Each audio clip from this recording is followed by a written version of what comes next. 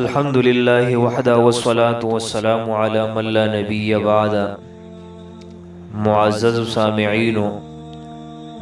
کم سړی یا زنانه چې داسې وي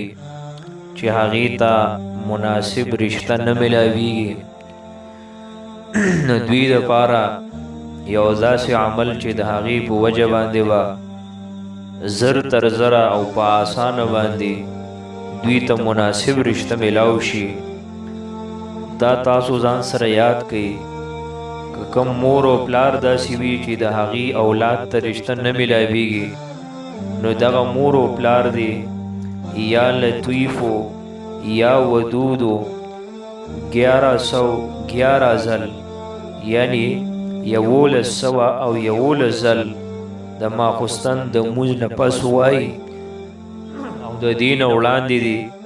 او د دې نه وروستو دي 11 ځله درود شریف وایي. او که دغه عمل یو زنانه یا سړی د خپل ځان دپاره کوي، نو داسې دې وکړي چې یا جامعو دا دې 1111 ځل ووایي د ماخوستن د مونځ نه پس، او د هغې نه مخکې او وروسته دې 11 ځله درود شریف ووایي.